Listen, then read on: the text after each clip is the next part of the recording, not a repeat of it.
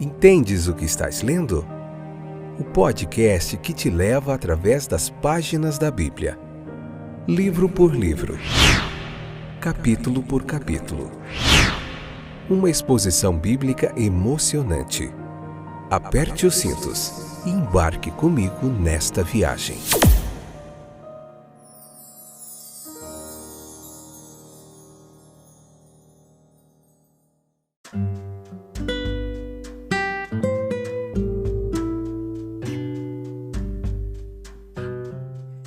Olá, estou de volta para mais um episódio do nosso podcast Entendes o que estás lendo?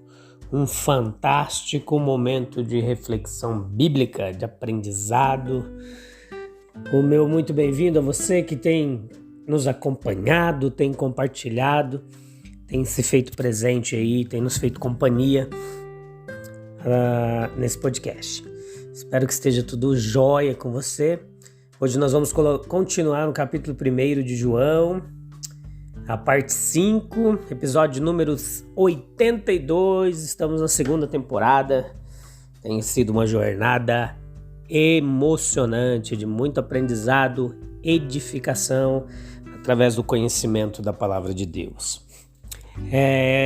Eu queria te pedir para você ler hoje João 1, versículo 19 ao 28, e depois você ouvir um pouquinho da nossa explanação, para você compreender um pouco qual o sentido dessa palavra escrita tantos anos atrás, que as pessoas têm um pouco de dificuldade de compreender.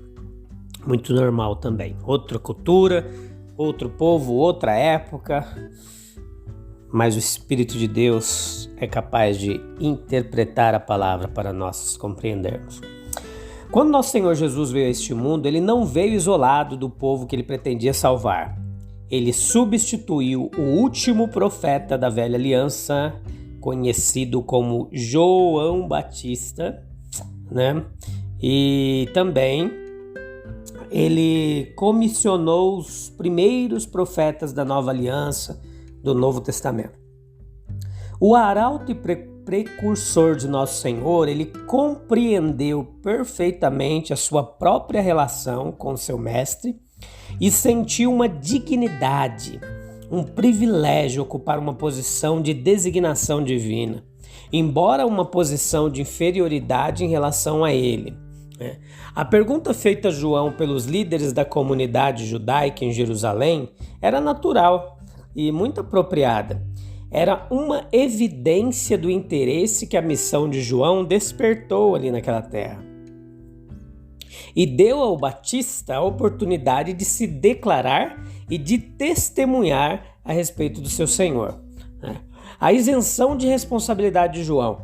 Sem dúvida, havia uma expectativa geral e ansiosa de alguém que, de acordo com a profecia hebraica, deveria ser o libertador do povo de Deus, Israel, por motivos diversos, em alguns casos com anseio espiritual, em outros casos com uma expectativa política de mudar aquela situação de colônia ali do Império Romano.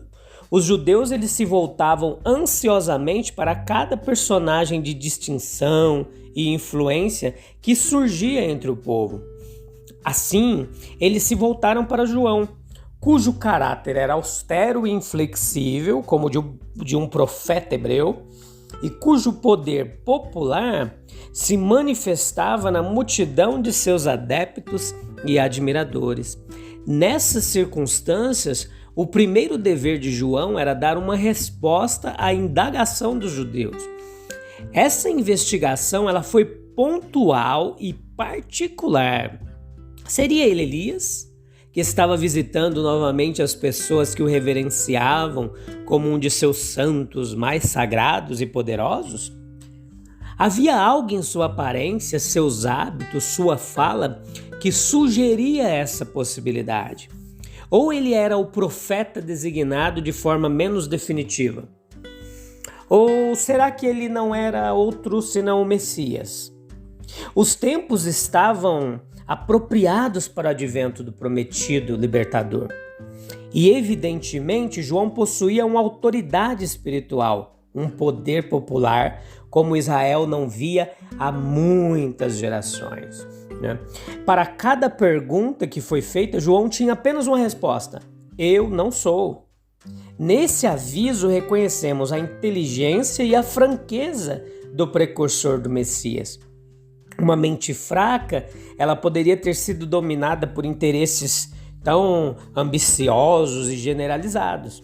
Uma mente egoísta, ambiciosa, poderia ter se aproveitado dessa oportunidade para afirmar uma autoridade pessoal e subir ao trono do poder. João era superior a tais tentações. Embora maior do que os outros nascidos de mulher, ele não aspirava a uma posição para a qual Deus não o havia destinado. Na verdade, ele era grande demais para desejar ser outra coisa a não ser o arauto e o servo daquele que estava por vir. Houve uma reivindicação de João, uma modéstia justa e admirável. Não era, na verdade, nunca é incompatível com uma devida afirmação de posição e deveres atribuídos somente a Deus. Aquele que sabe o que Deus o enviou ao mundo para fazer, não depreciará seu próprio trabalho, nem invejará o de outrem. A afirmação feita por João foi muito notável. Ele afirmou ser, primeiro, um cumprimento de profecia. As circunstâncias de seu nascimento e educação, tomadas em conjunto com certas declarações das Escrituras do Antigo Testamento, devem ter sugerido a João que ele ocupava um lugar nos conselhos reveladores de sabedoria eterna. Segundo, uma voz. Frequentemente Deus falara com Israel. Em João ele falou mais uma vez. A ele foi dado expressar por lábios humanos os pensamentos da mente divina.